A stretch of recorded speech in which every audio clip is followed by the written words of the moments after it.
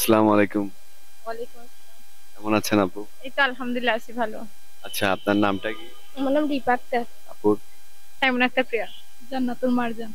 আচ্ছা, নামগুলো অনেক জোস। মূলত ক্লাসিক ফুডি চ্যানেল থেকে আসা হয়েছে। আমরা কিছু প্রশ্ন করে থাকি, করতে পারি? অবশ্যই। আচ্ছা, প্রথম প্রশ্ন। আচ্ছা আপু, হঠাৎ যদি রাসেল ভাইপার্স আপনার বাসায় আসে, কি করবেন? আসলে কি করব বলতে গেলে কোনো পদক্ষেপ নিব আর কি। কেমন?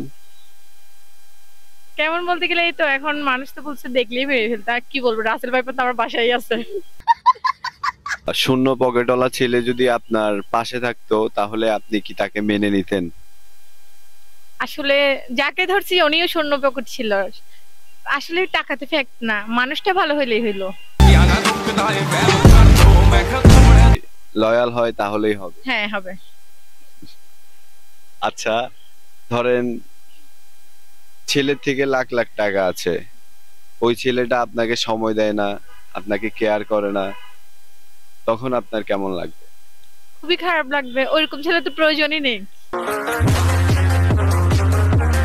তাহলে টাকা দিয়ে কি হবে? টাকার জন্য, মানে এত সুন্দর সুন্দর মেয়েরা, বুড়া বুড়া আপনার মানুষকে চয়েস করতেছে, আসলে কেন? আসলে কেন সেটা যায় না, যার রুচি যেমন আর কি।